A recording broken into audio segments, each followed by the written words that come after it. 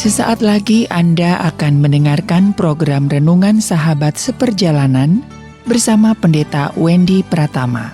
Selamat mendengarkan.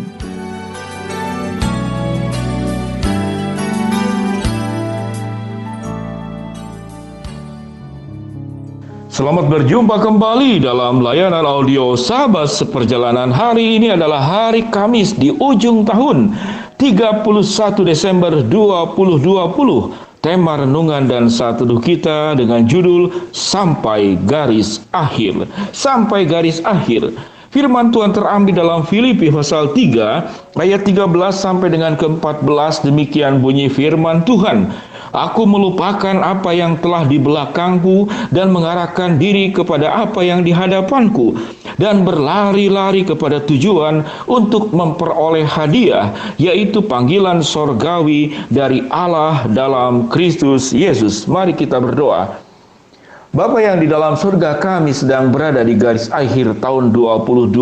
Hari ini 31 Desember 2020. Dalam kurang 24 jam lagi kami akan memasuki tahun baru. Ini ya Tuhan, sebuah kehidupan kami melewati waktu demi waktu dengan sebuah keyakinan bahwa Allah tetap menyertai kami, bahwa Allah tetap menguatkan kami, bahwa Allah senantiasa menyediakan segala keperluan dan kebutuhan kami, dan bahwa Allah yang kami percayai akan selalu menolong kami untuk memenangkan setiap peperangan-peperangan kehidupan yang berat ini. Di dalam nama Tuhan Yesus kami berdoa. Amin. Sahabat seperjalanan yang dikasihi Tuhan, tahun ini adalah tahun yang sangat berat. Kalau kita boleh berani mengatakan menghadapi 2021 itu dengan senyuman, dengan kebahagiaan, rasanya kita sepakat mungkin itu sesuatu yang tidak mudah dan sesuatu yang sulit. Di dalam kondisi seperti inilah kita boleh menyadari bagaimana Allah akan terus menyertai kehidupan kita di dalam setiap langkah dan kehidupan yang akan kita hadapi di tahun berikut. Namun bagaimana caranya supaya kita kuat? Firman Tuhan mengajarkan sebagaimana sudah Rasul Paulus katakan kepada jemaat di Filipi. Apa syarat yang pertama? Dikatakan aku melupakan apa yang ada di belakangku. Apa itu yang ada di belakangku? Yang jelas semua yang terjadi di belakangku, yang terjadi karena proses waktu yang sudah kita lalui, itu tidak pernah kita akan bisa mengulanginya kembali. Baik itu kebahagiaan, baik itu kesusahan, baik itu kesuksesan, ataupun kegagalan. Itu menjadi sebuah cerita yang tercatat di dalam buku kehidupan kita. Jadi syarat yang pertama, kalau kita mengalami berbagai macam kesulitan, perkara-perkara yang berat, kekecewaan, kegagalan-kegagalan yang terjadi sepanjang tahun ini, biarlah itu hanya menjadi sebuah pelajaran untuk menghadapi sesuatu yang ke depan dengan lebih baik. Bukan untuk membuat kita menjadi pesimis, membuat kita kemudian menjadi terkunci dan tidak bergerak kemana-mana. Bahkan yang lebih bahaya, sampai kemudian kita tidak lagi mempercayai Tuhan. Kalau yang lebih ringan, kita meragukan Tuhan. Di mana Tuhan? Tidak demikian. Jadi syarat yang pertama, bagaimana kita bisa mencapai garis akhir dan memulai sesuatu kehidupan yang baru. Lupakanlah apa yang ada di belakangmu. Lalu yang kedua, apa yang firman Tuhan katakan? Kita mengarahkan diri kepada apa yang di hadapanku. Jadi fokus kita harus ke depan. Melihat apa yang akan terjadi dengan sebuah harapan-harapan baru, dengan sikap optimis yang baru, dengan kehidupan yang mengandalkan Allah di atas segala-galanya. Dan yakinilah bahwa Tuhan itu menetapkan kita itu sebagai pemenang. Tuhan sudah menetapkan engkau menjadi kepala dan bukan ekor. Tuhan sudah menetapkan engkau terangkat dan bukan kemudian tersungkur. Itu janji Tuhan, mengarahkan diri kepada apa yang di hadapanku dan berlari-lari kepada tujuan. Apa tujuan hidup kita? Yaitu panggilan sorgawi dari Allah dalam Kristus Yesus.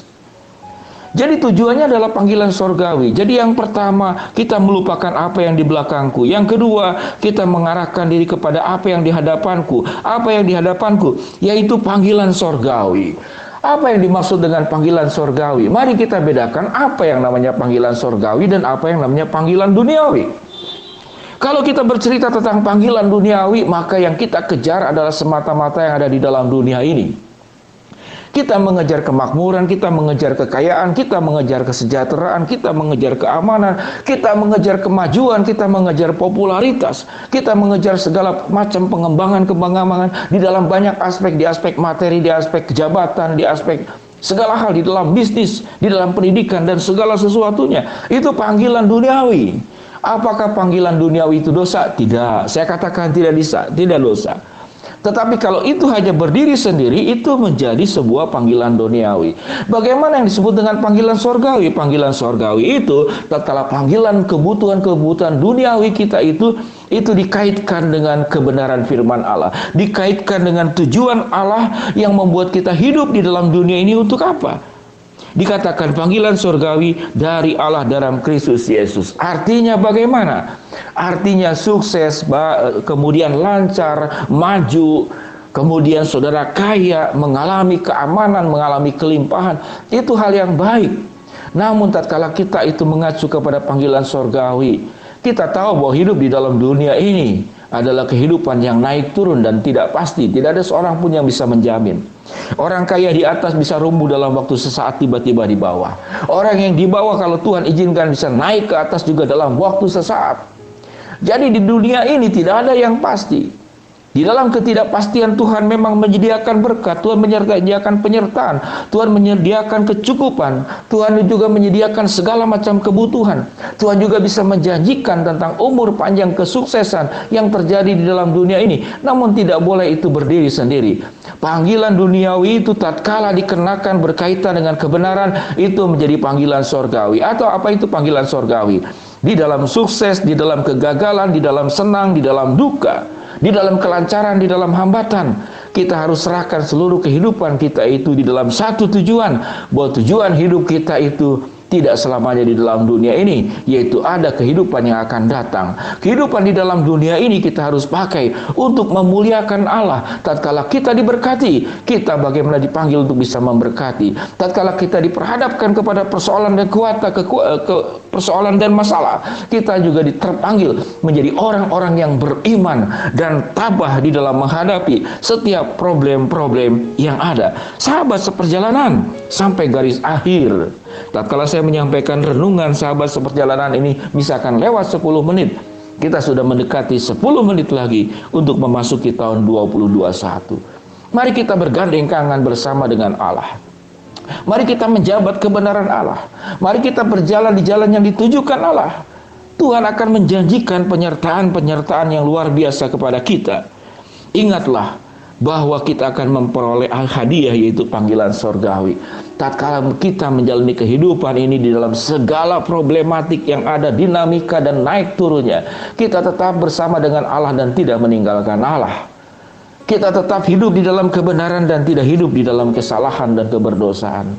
Sahabat seperjalanan yang dikasihi Tuhan, kemenangan di dalam melewati setiap waktu kehidupan di dalam dunia ini, tatkala kita tetap bersama dengan Allah dan tidak meninggalkan Allah, memulai tahun bersama dengan Allah, menutup tahun juga bersama dengan Allah, memulai tahun yang berikut juga bersama dengan Allah, dan menutup tahun yang berikut juga bersama dengan Allah. Allah sediakan segala sesuatu yang kita butuhkan di dalam rencananya, di dalam kehendaknya, di dalam kebaikannya, di dalam kemurahannya, dan di dalam kasihnya. Sahabat seperjalanan yang dikasihi Tuhan, mari kita menyelesaikan sampai garis akhir di tahun ini dengan tetap optimis. Bagaimana caranya? Aku melupakan apa yang telah di belakangku dan mengarahkan diri kepada apa yang di hadapanku, dan berlari-lari kepada tujuan untuk memperoleh hadiah, yaitu panggilan sorgawi dari Allah dalam Kristus Yesus. Mari kita berdoa. Bapa yang di dalam sorga, hamba-Mu berdoa buat sahabat seperjalanan yang sedang sakit di rumah sakit maupun di rumah. Tuhan jamah, Tuhan sembuhkan. Buat sahabat seperjalanan yang sedang menghadapi masalah, kendala, kesulitan dan persoalan dalam kehidupan ini, Tuhan bukakan jalan. Buat sahabat seperjalanan yang sedang memohon dan berharap sesuatu, khususnya satu keluarga yang pernah saya ceritakan, dia memohon untuk bisa ada rumah kontrakan karena rumah yang terkena banjir itu tidak mungkin lagi digunakan. Tatkala coba untuk digunakan, terkena banjir lagi, itu berarti musibah yang kedua kali. Tuhan akan carikan rumah yang layak untuk bisa tempat tinggal menjadi 4 orang.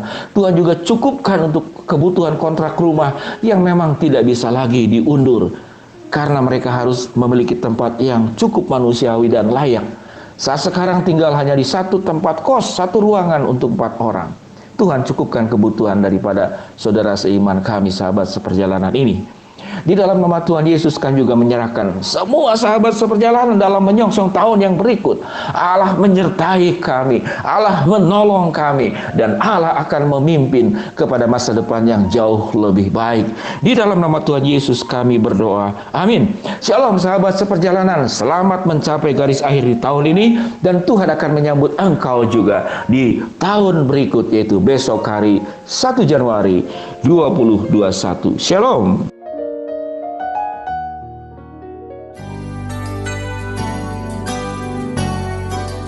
Anda baru saja mendengarkan program Renungan Sahabat Seperjalanan bersama Pendeta Wendy Pratama. Terima kasih atas perhatian Anda. Tuhan Yesus memberkati.